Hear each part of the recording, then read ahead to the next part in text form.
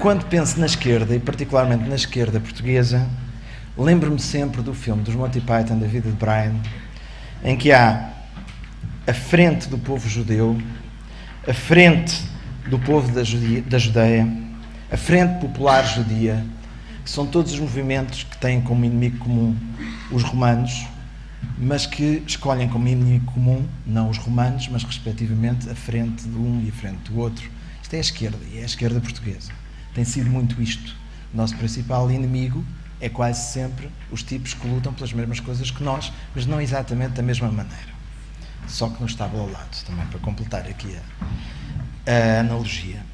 O que este movimento propõe, e este é mais um movimento de esquerda, o que este movimento propõe é que se faça um mapa do território da esquerda para os próximos anos. Que se sinalize aquilo em que podemos estar de acordo de essencial.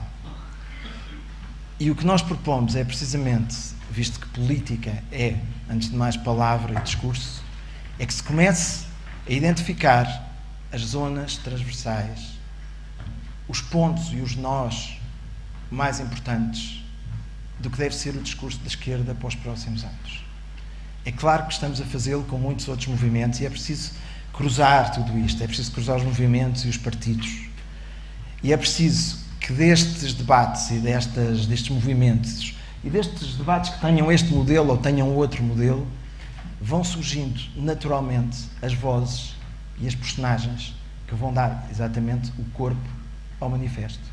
É preciso que destes encontros vamos chegando a qualquer coisa.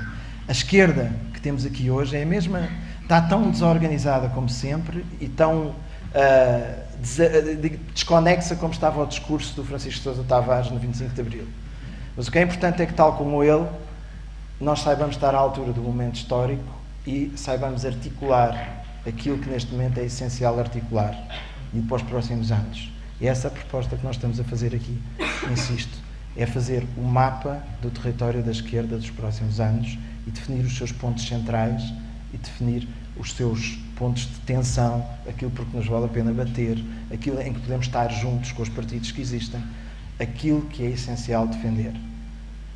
Os protagonistas desse discurso, acreditamos, os novos protagonistas desse discurso, naturalmente emergirão destes próximos tempos. A proposta é esta.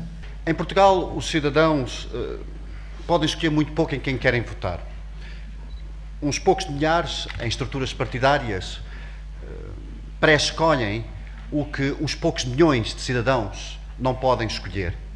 Líderes político-partidários que rapidamente se convertem em candidatos naturais a chefes de governo.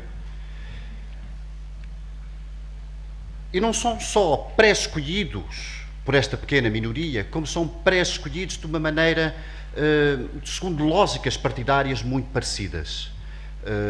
Lógicas partidárias que geralmente privilegiam um conhecimento íntimo do partido. Um conhecimento que já vem da juventude e que geralmente passou justamente pelas juventudes. Um conhecimento que muitas vezes se faz até em detrimento de mais visíveis realizações académicas e profissionais. Parecendo que não, é preocupante notar como é tão semelhante, neste aspecto que eu estou a referir, recentes ex-governantes, como são tão semelhantes recentes ex-governantes, governantes no Executivo atualmente, até mesmo candidatos a governantes em Portugal. E eu penso que isto é um assunto que merece alguma preocupação. Por outro lado, se olharmos a Assembleia da República, merece-me igualmente alguma preocupação notar que quando vamos a votos para a Casa da Democracia Portuguesa, na verdade somos confrontados com uma lista blindada, uma lista completamente fechada, uma lista onde não podemos diferenciar o bom do mau candidato. Perdoem-me o exemplo, mas é um pouco como se nós fôssemos a uma frutaria e eu tivesse que comprar ou 2 kg de maçãs ou 2 kg de peras e não pudesse verificar se há lá alguma maçã podre. Quando, na verdade, o que eu queria era ter meio quilo de maçãs, meio quilo de peras, se calhar 2 ou 3 morangos e até uma laranja menos amarga. Bom, estas pré-escolhas são vedadas a uns poucos milhões de cidadãos com cartão de eleitor.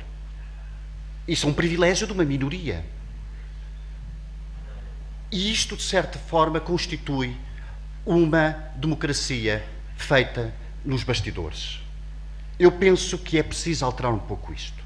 A prova disso é que quando olhamos para o desempenho de um deputado na Assembleia da República, não todos, naturalmente, mais facilmente ele responde à liderança político-partidária que o pré-escolheu do que ao cidadão que o elegeu, que efetivamente o elegeu. A democracia também é material e a democracia também é economia. E quando nós falamos em austeritarismo, quando falamos nesta lógica que é da austeridade, nós não devemos confundir com virtudes morais, como muitas vezes tem sido dito. Na verdade, devemos identificar claramente o austeritarismo como a forma como o neoliberalismo hoje ataca a democracia económica. E eu deixaria uma última proposta, já sei que passei o meu tempo, uma última proposta. É uma proposta muito simples, que, para lá de toda a necessidade que nos condiciona nos dias de hoje, há sempre espaço para escolha. E então qual é a escolha que podemos fazer? Sempre que houver uma medida que vise aumentar a receita do Estado ou diminuir, cortar as despesas do Estado, ela seja feita sob este preceito. Não aumentar a desigualdade de rendimento e a desigualdade social neste país.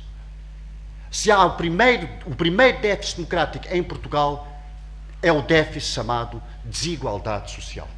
E era isto que eu tinha para vos dizer.